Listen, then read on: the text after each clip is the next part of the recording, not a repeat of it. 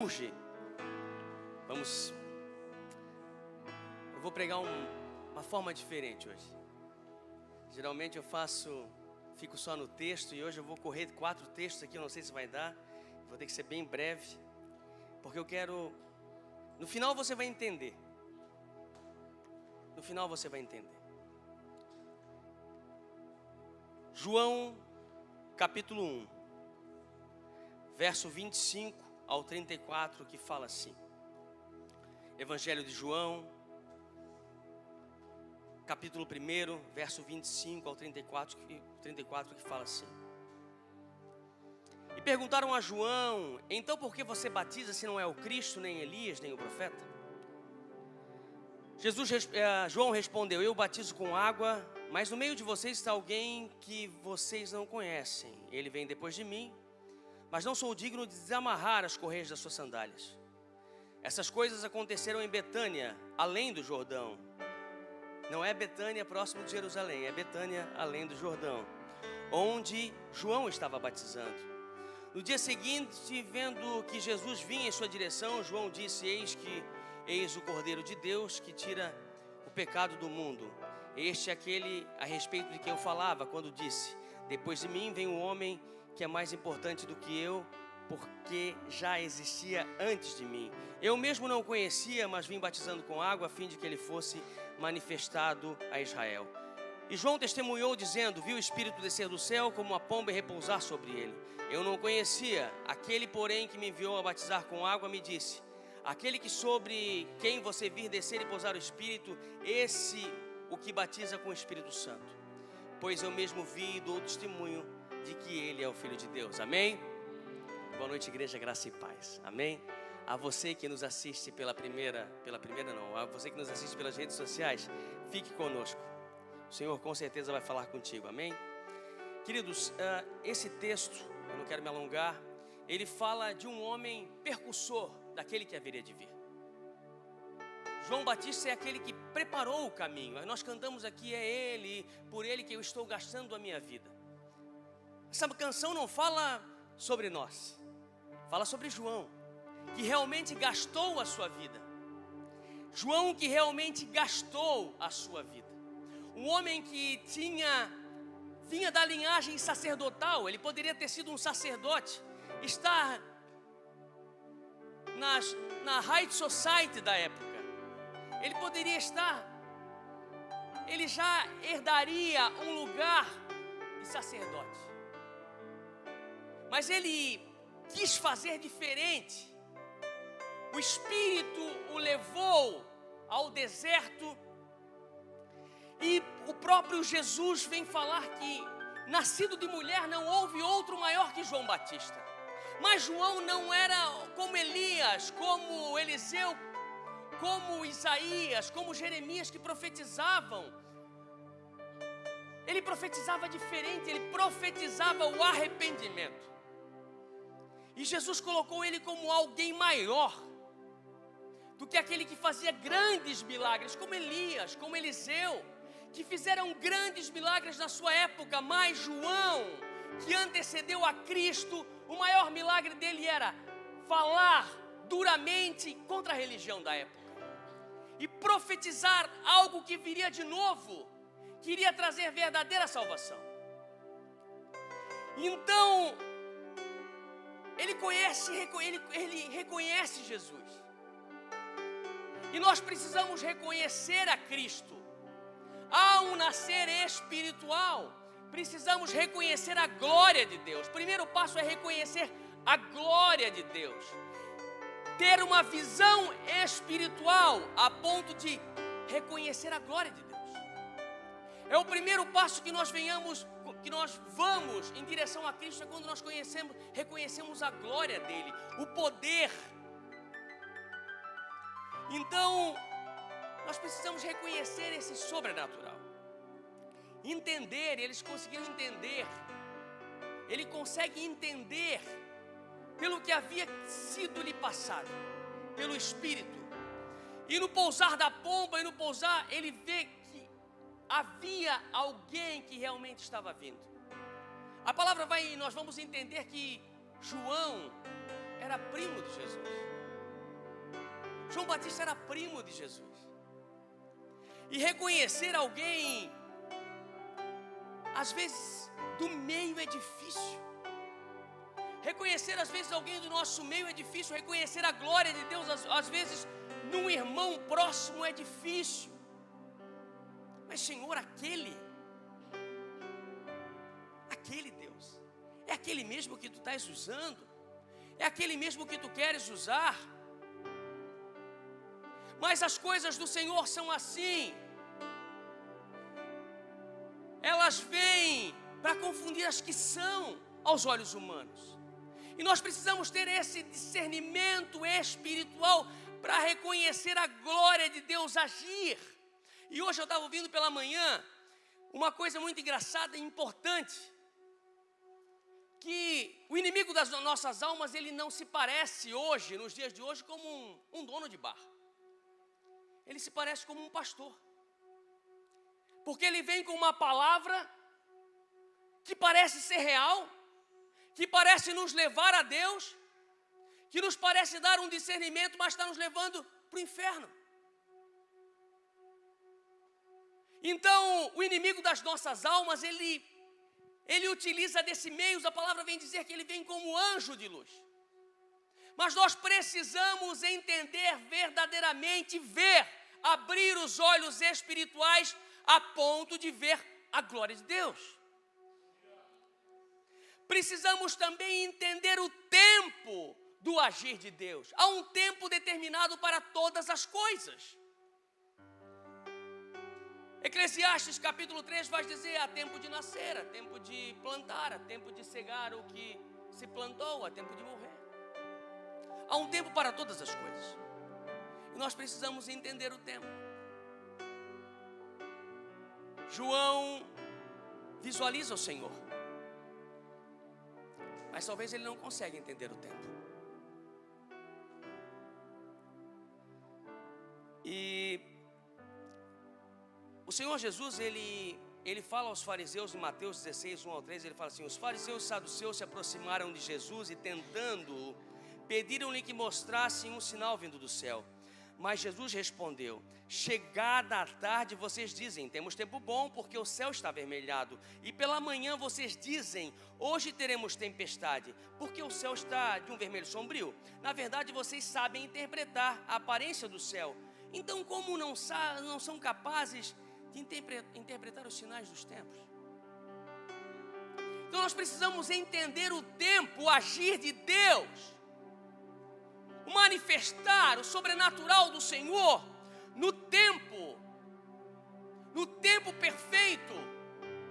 Precisamos abrir os olhos a ponto de entender a glória de Deus, o manifestar do Senhor na minha e na tua vida, que chega de mansinho.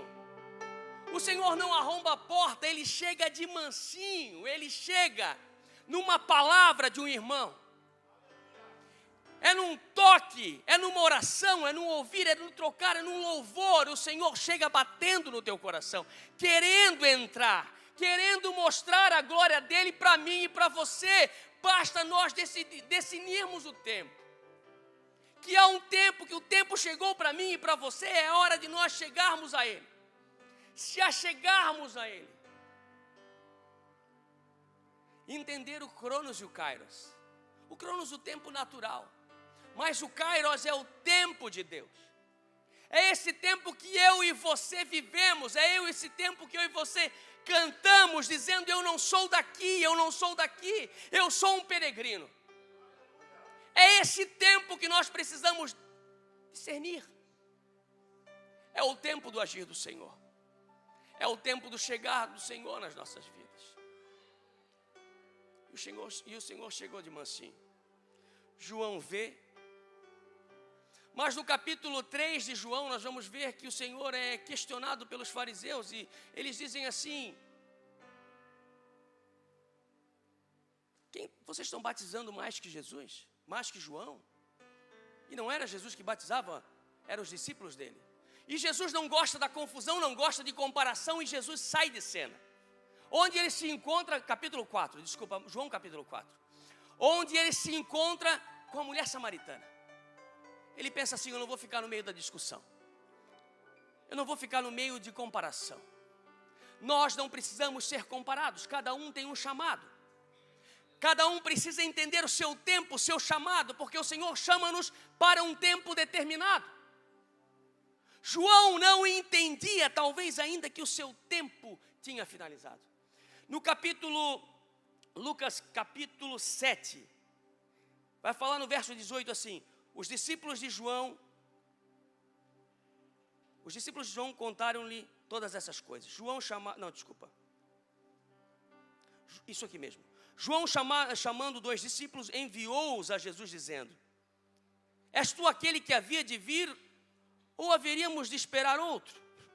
Quando aquele homem chegaram a Jesus, disseram: João Batista enviou-nos a perguntar-te: és tu aquele que haveria de vir, ou haveremos de esperar outro? Na mesma hora, Jesus curou a muitos de enfermidades, males, espíritos malignos, e deu vista a muitos cegos. Então lhe respondeu: ide e contai a João o que tendes visto e ouvido: os cegos veem, os coxos andam, os leprosos são purificados, os surdos ouvem, os mortos são ressuscitados, e aos pobres é anunciado o Evangelho.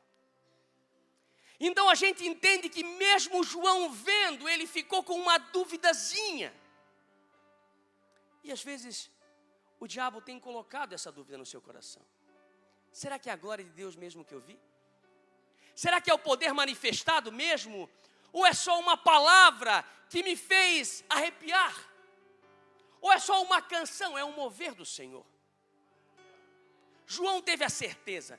Talvez ele esperasse alguém que viesse desbravar, viesse com espada, mas Jesus veio de mansinho.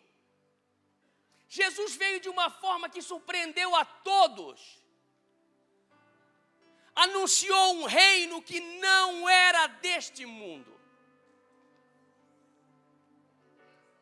Amém?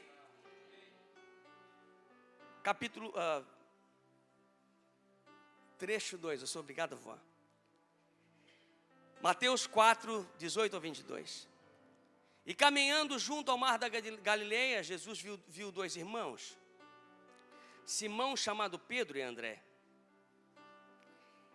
Eles lançavam as redes ao mar, porque eram pescadores.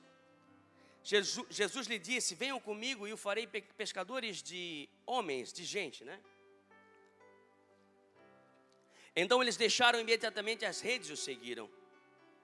Pouco mais adiante, Jesus viu outros 2 irmãos, Tiago, filho de Zebedeu, e João, irmão dele. Eles estavam no barco em companhia de seu pai, consertando as redes, e Jesus os chamou. Então eles, no mesmo instante, deixaram o barco e seu pai e seguiram Jesus. Eu quero falar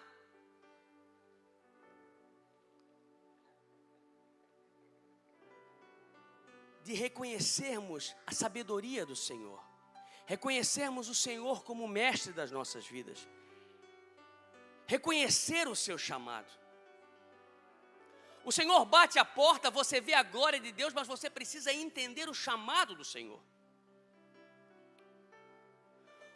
Um chamado, assim como aquele publicano, Levi, que o Senhor chamou, ele da coletoria de impostos, ele tinha um cargo, ele era odiado pelos judeus. Mas ao ouvir o chamado do Senhor, ele larga tudo e o segue. É uma voz que atrai a mim e a você. Você está aqui porque você ouviu a voz do Senhor. Você primeiro viu a glória de Deus.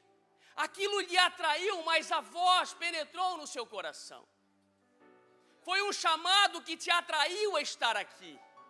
Um chamado, uma voz que bradou no teu coração e está te chamando. E essa voz está nos chamando: vinde bendito de meu Pai. Herdar por herança aquilo que já foi preparado desde a fundação do mundo. O Senhor está bradando, a voz dele está audível aos nossos ouvidos, mas precisamos abri-los verdadeiramente.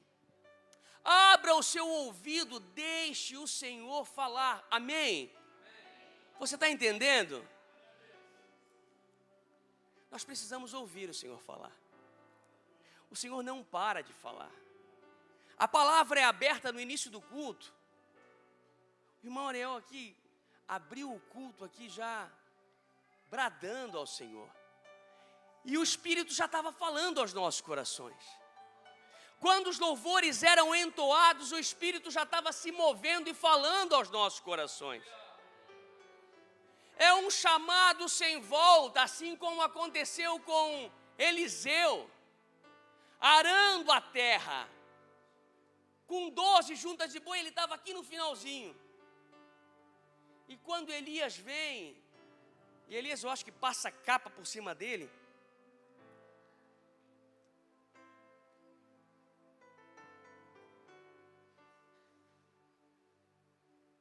lançou o seu manto sobre ele. Elias lança o seu manto sobre ele. E quando Eliseu tem o toque com esse manto, ele sabe que a sua vida mudaria ali. Porque quando o manto do Espírito vem sobre nós, a nossa vida muda. E quando ele recebe essa capa, esse manto, ele entende que ele tem que se desligar da sua vida. E ele vai, se despede dos seus pais, pega aquele todo aparato daquele boi, e ele mata um boi, e ele faz uma espécie de comemoração para se despedir. Porque a vida dele a partir daquele momento mudaria.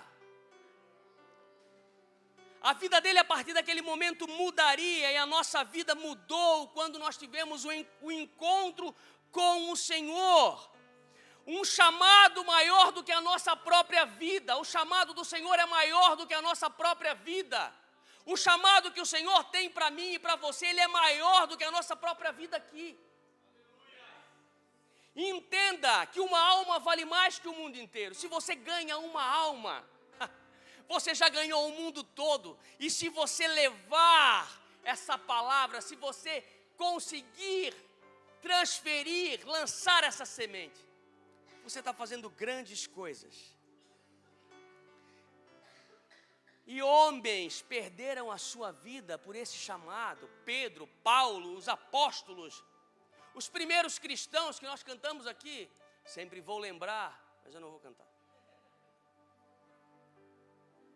Nós não cantamos aqui, né? Mas a música é bonita. Sempre vou lembrar da coragem, do amor, da tristeza, da vontade, da fé e devoção, da igreja de tempo de Paulo, de Pedro e João, que enfrentavam a fúria de Roma, mas nunca negavam sua fé de cristão. É um exemplo para mim, verdadeira lição. Oh, meu Deus, reaviva a tua igreja de novo. Faz a chama arder neste povo, como foram os primeiros cristãos. Quem sabe canta. Meu Deus, reaviva a tua igreja de novo. Faz a chama arder neste povo, em meu coração.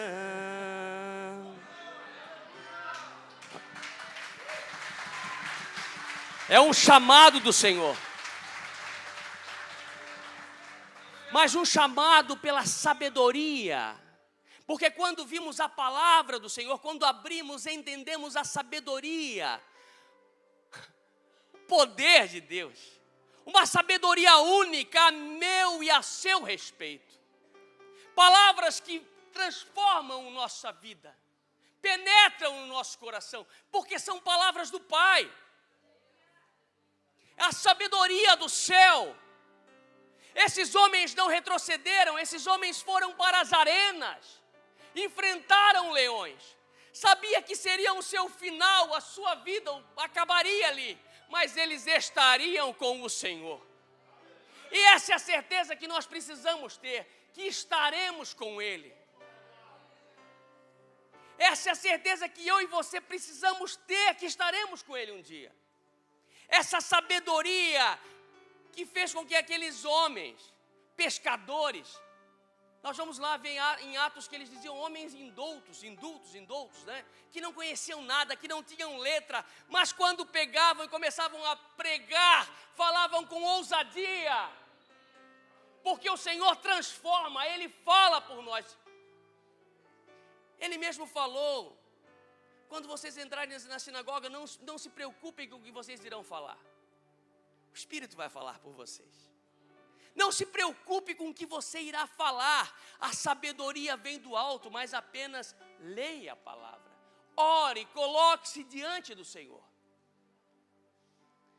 E essa sabedoria que eles colocaram, eles viram em Deus o Mestre, no Senhor Jesus o Mestre, que eles teriam que seguir. E Jesus coloca a provas alguns que queriam segui-lo. Enquanto seguiam pelo caminho, lá em Lucas capítulo 9, verso 57, diz assim: enquanto seguiam pelo caminho, alguém disse a Jesus: vou segui-lo para onde quer que o Senhor for. Mas Jesus lhes respondeu: as raposas têm as suas tocas, covis em outras versões, e as aves dos céus têm os seus ninhos, mas o Filho do Homem não tem onde reclinar a cabeça. A outro disse: siga-me. Mas ele respondeu: Senhor, deixe-me ir primeiro sepultar meu pai. Mas Jesus insistiu: deixe que os mortos sepultem os seus mortos. Você, porém, vá e anuncie o reino de Deus. Outro lhe disse: Senhor, quero segui-lo, mas permita que antes me despeça da minha casa. Mas Jesus lhe respondeu: ninguém que põe a mão no arado e olha para trás é apto para o reino de Deus. Palavras do Senhor. É um convite a mim e a você. É um convite sem volta. A sabedoria do Senhor fala aos nossos corações. Mas nós precisamos entender que Ele é o Mestre, mas precisamos segui-lo verdadeiramente, de coração. Eu não tenho tempo. 3. Reconhecer a sua majestade. Quando Mateus 21, eu vou ler com você, Mateus 21, no verso 1 a seguir, diz assim: quando se aproximaram de Jerusalém e chegaram a Betfagé, ao Monte das Oliveiras, Jesus enviou 2 discípulos, dizendo-lhe: vão até a aldeia que está diante de vocês e logo encontrarão presa uma jumenta e com ela um jumentinho. Desprendam e tragam para mim. E se alguém disser alguma coisa, respondam: o Senhor precisa deles. E logo Ele lhe deixará que vocês tragam os animais. Ora, isto aconteceu para se cumprir o que foi dito por meio do profeta. Digam à filha de Sião: eis que o seu rei vem até você, humilde, montado em jumenta e num jumentinho, cria de animal de carga. Está lá em Zacarias 9, capítulo 9, verso 9. Indo os discípulos e tendo feito como Jesus lhe havia ordenado, trouxeram a jumenta e o jumentinho. Então puseram em cima delas suas capas e sobre elas o Jesus montou. E a maior parte da multidão estendeu as suas capas no caminho, e outras cortavam ramos de árvores, espalhando pelo caminho. E as multidões, tanto as que iam adiante dele, como os que seguiam, clamavam: Hosana ao filho de Davi. Bendito que vem em nome do Senhor, Hosana nas maiores alturas. E quando Jesus entrou em Jerusalém, toda a cidade se alvoroçou e perguntaram: quem é este? E as multidões respondiam: este é o profeta Jesus de Nazaré da Galileia.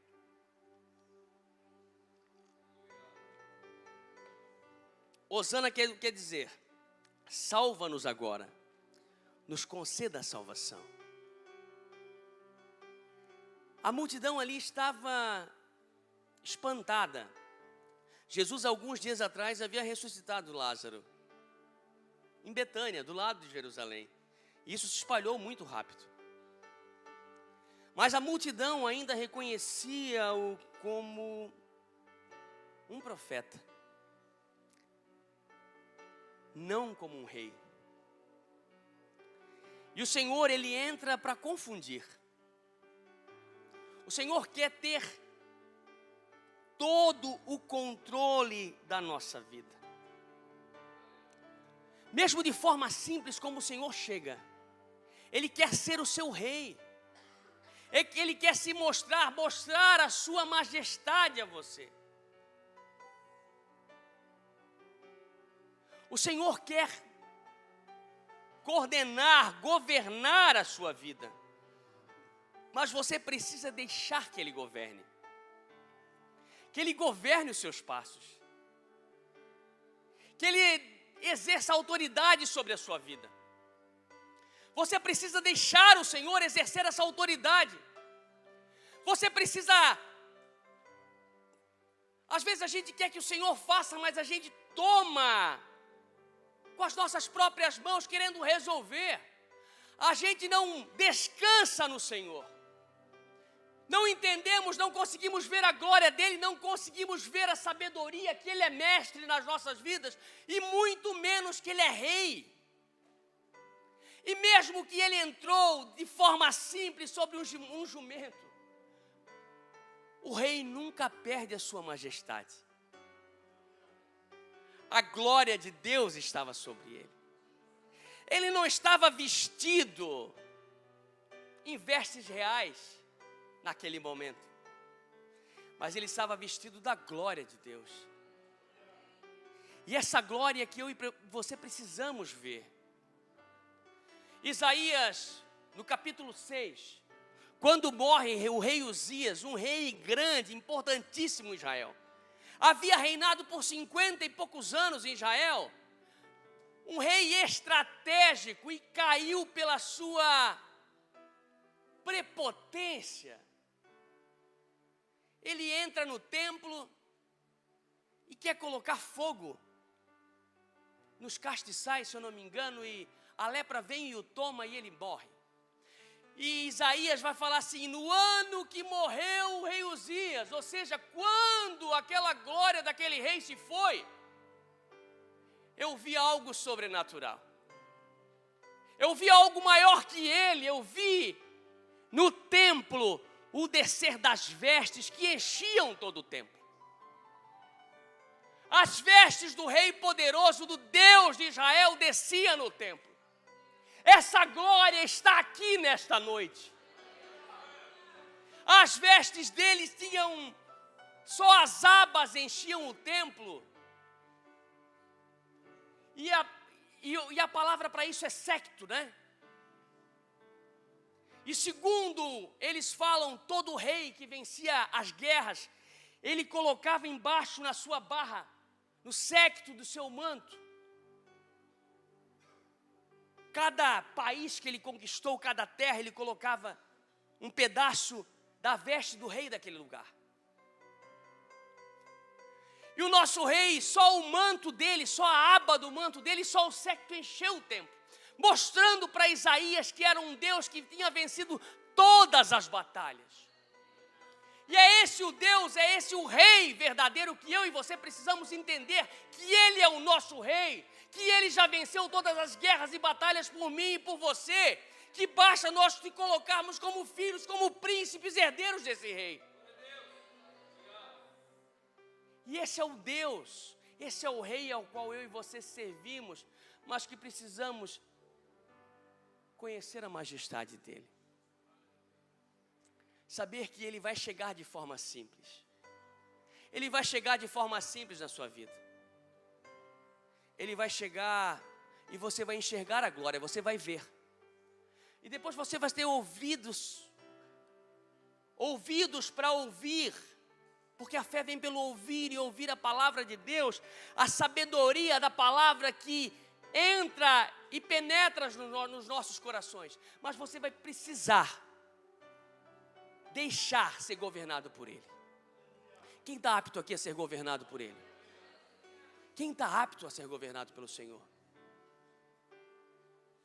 Da terra se prostrarão ante a ti, Senhor. Essa você não conhece. Sim, os poderosos virão a ti e confessarão o teu poder, Senhor. Os reis da terra se prostrarão ante a ti, Senhor. Sim, os poderosos. Vai ter um dia que os poderosos vão ter que se render ao Senhor. Toda a terra vai dizer: Ele é o nosso Deus. Senhor, quero que você cante. Reina hoje entre nós, Senhor. Reina hoje. Reina hoje entre nós, Senhor. Que o Senhor venha reinar nas nossas vidas. Não só de palavras, como a canção fala depois, né? Não só de palavras. Que o Senhor venha reinar verdadeiramente nos nossos corações. Amém? Você quer que o Senhor reine na sua vida? Você deixa o Senhor reinar? Amém? Para finalizar,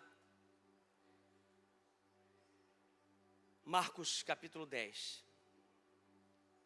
Pondo-se Jesus a caminho, um homem, Marcos 10, verso 17.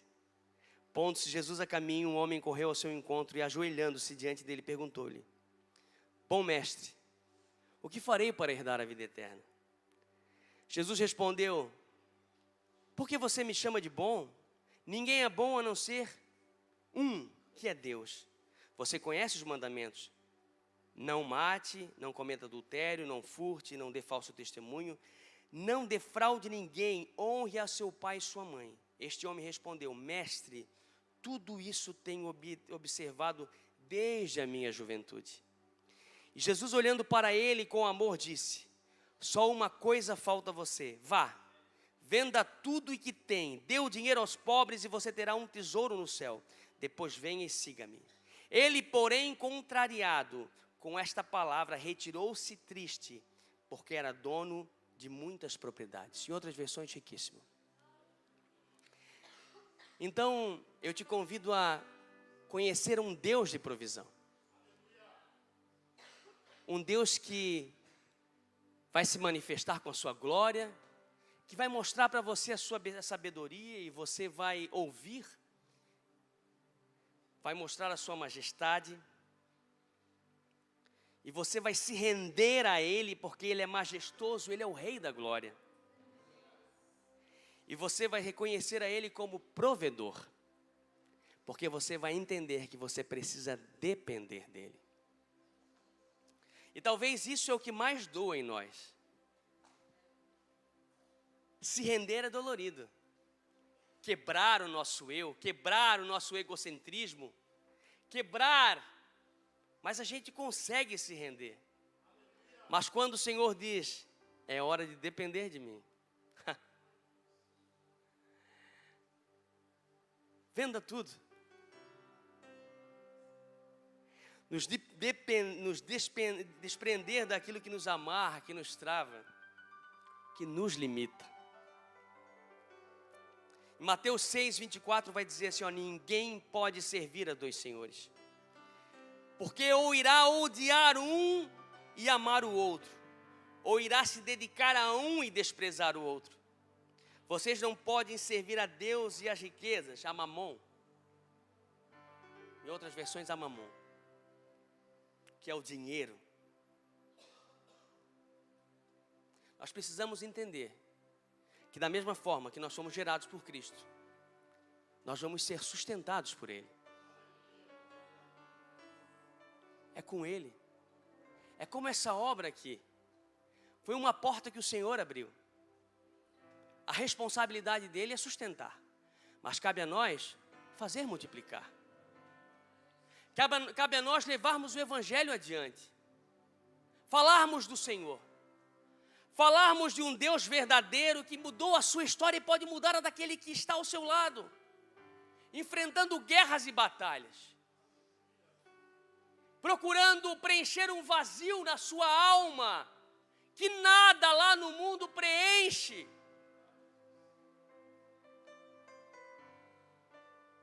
Descansar no Senhor, um convite a descansar nele. Precisamos descansar no Senhor. Saber que Ele vai prover, mesmo sabendo que o boleto vai vencer amanhã. Senhor, e agora? O boleto vai vencer. A minha luz está para ser cortada. Entre no teu quarto, fecha a tua porta e ore ao Senhor. O Senhor te conhece. Ele sabe do que tu precisa. Ele vai entrar com a provisão, tenho certeza. Ele vai te dar a direção.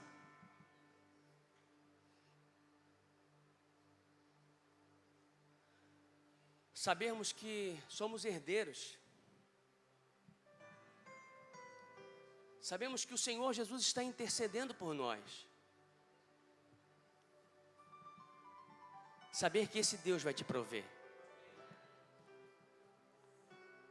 Então, quando o Senhor se manifestar a ti, e de tu ver a glória, dos teus olhos abrirem, e você conseguir ver a glória de Deus, você conseguir enxergar o tempo perfeito em que o Senhor veio na tua vida, e você dá ouvido à palavra e sabe que você precisa segui-lo, e não tem mais volta. É um caminho sem volta, eu estou dizendo a você, é um caminho sem volta. O Senhor te encontrou. As sábias palavras do Senhor te tocaram. Você não vai encontrar no mundo uma palavra que vá mudar a sua história como a dele, que vai te direcionar a um caminho como as dele. E você se rendeu a ele. A sua majestade, a sua glória, o seu poder. Mas você precisa entender que você precisa depender, se desarmar, abrir o seu coração. E a pergunta é: como não seguir este Deus? Você quer seguir esse Deus? Eu quero cantar uma canção com você. Mais uma. E agora você vai entender. Eu convido a minha esposa para cantar comigo. Se você conseguir colocar aqui, vamos aguardar.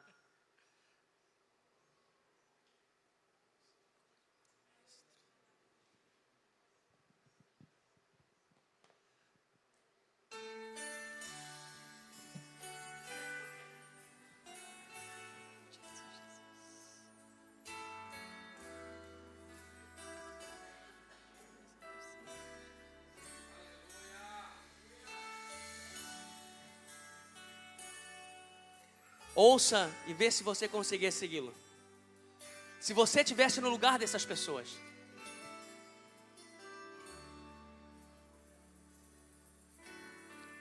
E se fosses tu à beira do Jordão, vendo mais um batismo de João, e aquele homem então chegasse, e se visses a pomba descer, e a voz de Deus a ecoar, o que irias dizer? O que irias pensar? E se ouvisses num dia qualquer um estranho a te chamar, deixai as redes e vinde após mim. Deixar tudo para trás. O chamado agora é maior. Temos almas a pescar. O que irias dizer? O que irias pensar? Será que irias dizer? Será que irias dizer? Seguirei o mestre, em suas pegadas vou pisar. Meu tudo eu deixo para com ele andar. Poderias doar tua vida ao mestre. Preferes os peixes a pescar, as glórias terrenas a ganhar, ou podes dizer de coração: seguirei o mestre.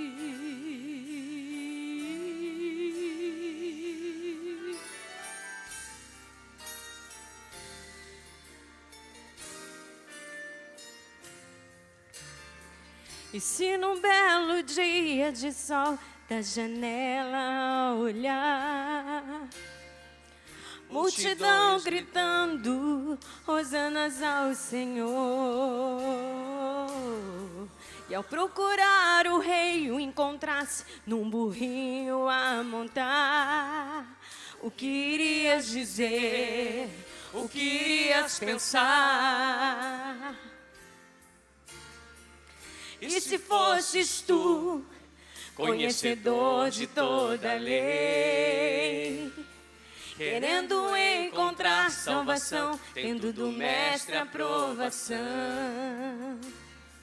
e se ouvisses, me segue então, mas vende tudo o que tens. O que irias fazer? O que irias pensar? Será que irias dizer: seguirei o mestre, em suas pegadas vou pisar, meu tudo eu deixo pra com ele andar. Poderias doar tua vida ao mestre, preferes riquezas acumular, a glória do mundo a te cercar, ou podes dizer de coração: seguirei o mestre. Será que você pode dizer nessa noite: eu vou seguir o mestre? Aleluia, Jesus. Será que podes dizer: seguirei o mestre, em suas pegadas vou pisar, meu tudo eu deixo pra com ele andar. Poderias doar tua vida ao mestre, preferes riquezas a pescar, caminho de morte a trilhar, ou podes dizer de coração: seguirei o mestre. Você pode dizer: seguirei o mestre? Seguirei o mestre. Seguirei ao meu bom mestre. Essa todos sabem, né? Seguirei ao meu bom mestre. Seguirei ao meu bom mestre. Onde quer que for, irei. Seguirei o mestre. Aleluia. Eu falei que ia ser diferente. Eu só transcrevi uma canção. Amém? Aleluia.